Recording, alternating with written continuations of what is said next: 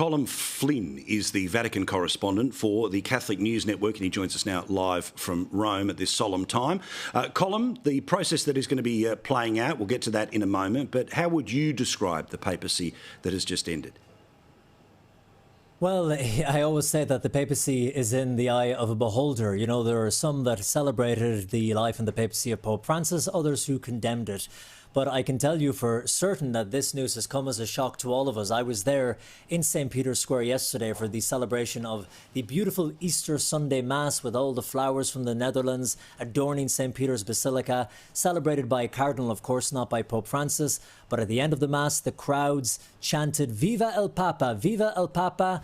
And sure enough, the curtains of the main balcony of St. Peter's Basilica opened up, and out came Pope Francis, looking weaker and vulnerable because of his battle with recent double pneumonia, but he managed to say two sentences. He said, "Brothers and sisters, good morning, and I wish you a happy Easter." You know, this papacy, right from the beginning, has been completely different because he has been a pope of firsts.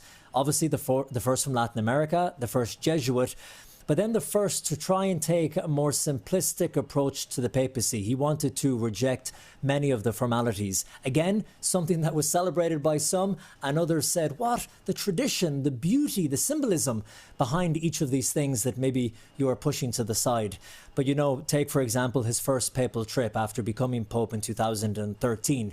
He could have went to one of the world's great cathedrals. He could have went to a wealthy Catholic country, but instead he went to the island of Lampedusa off the coast of Italy, where the migrants wash up when they're making their journey from North Africa into Europe. He went there to express his closeness to those migrants, and that really was one of the thrusting points of his entire papacy, being there for people on the margins.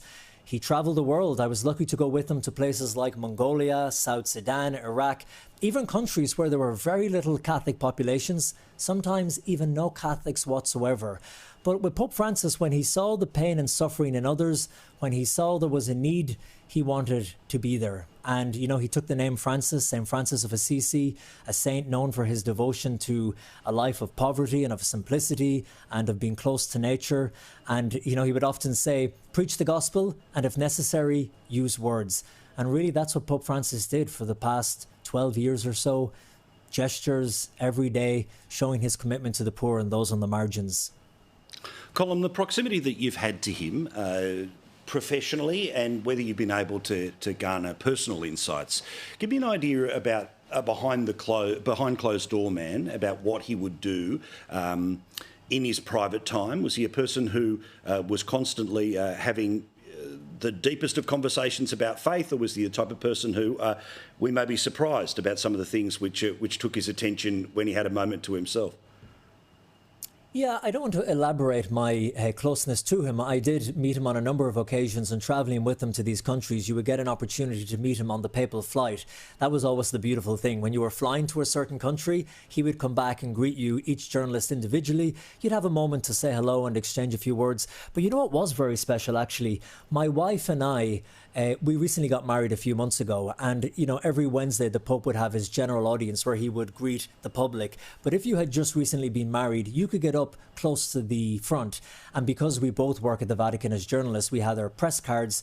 So 2 days before he was hospitalised, I went to his final general audience. My wife and I got right up to the front, and we got to speak to him for a couple of moments. He signed his book for us. He gave us an image of the Blessed Family, and then I just exchanged a few words about being on the trips with him.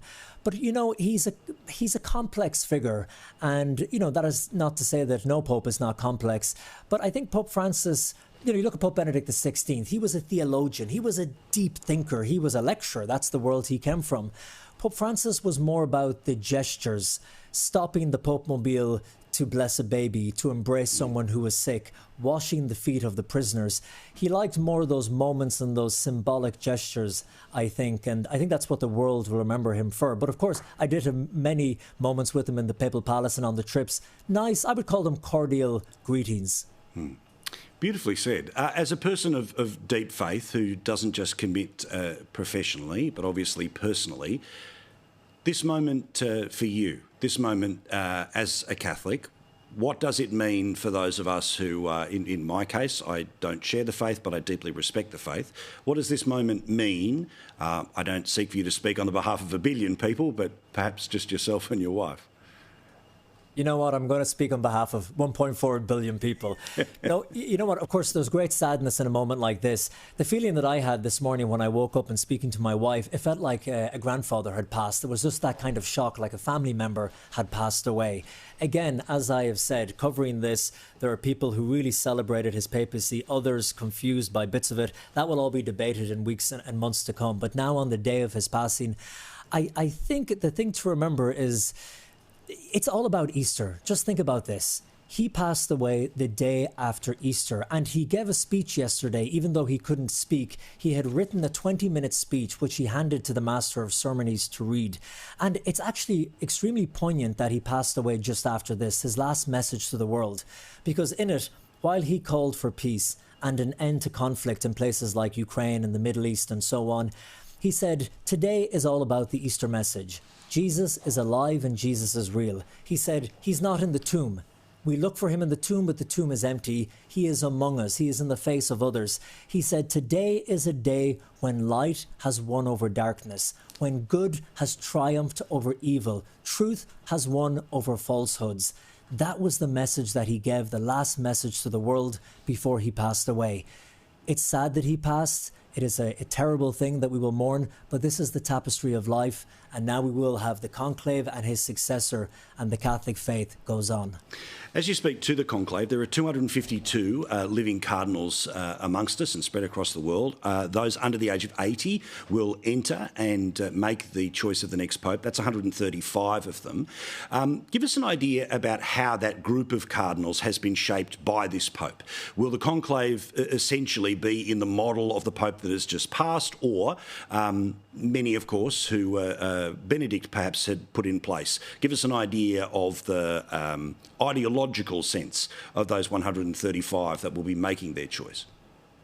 Yeah, for sure. The ideological split now, it really has leaned more towards Pope Francis, as he has elected more cardinals than any pope in recent history, which, you know, if you look at it from an earthly point of view, and the Catholic Church is, of course, an institution, we believe a link to the divine, but it is not divine, as we too well know. It is a humanly institution. So if you were a betting man, you would say, well, the odds are increased that the next pope, the successor, will be someone who shares in the beliefs, the emphasis and the styles of Pope Francis. But you know, they have a great saying here in Italy, in that when you go into the conclave of Pope as a hot favourite, you come back out a humble cardinal, because we believe the Holy Spirit is in charge. And while they have favourites, there's another saying in Rome here where they say, fat Pope, skinny Pope. Fat Pope, skinny Pope. So it leans conservative, it goes back liberal, it leans conservative.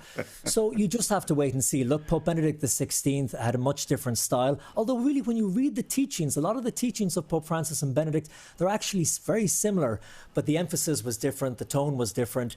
So Pope Francis was a big change in that tone and a shift in style of this papacy. Many people say right Pope at the right time, when scandals were engulfing the church around the world. So we'll have to see what this papacy will be. But I can tell you what, you mentioned conclave, and yes, you were right, ludicrous moments throughout the film, but a lot of truth in it as well, in terms of politics and people forming alliances. You know, the politics will be in play, but here's what we know. In the past, many of the cardinals, in fact, all of them, were all Italian and they were European. So they all had a sense of each other. They knew each other. When it came time to a conclave, they kind of had a favourite. Now, because Pope Francis wanting to represent those in the margins, he has picked a cardinal in, for example, South Sudan, one in Mongolia, which is great because it represents the universality and the true diversity of the Catholic faith. A lot of these people don't know each other. So when it comes time to vote in the conclave, yes, they'll hear each other make their pre-conclave speeches, but they'll be saying, well, can I vote for this person? Do I really know what they're about and what they stand for? Can we put the papacy in their hands? So we think this could be a slightly longer papacy, a bit more complicated than usual, but we'll have to wait and see. Colm, I'm sorry these are the circumstances that we meet, but a pleasure to talk to you. We could listen to your accent all night, and thank you for your insights. They are detailed and a man of faith. I really appreciate it. Thank you. All the best. My pleasure. Thank you for having me on. Colm Flynn, what a lovely man. The Vatican correspondent for the Catholic News Network. All right.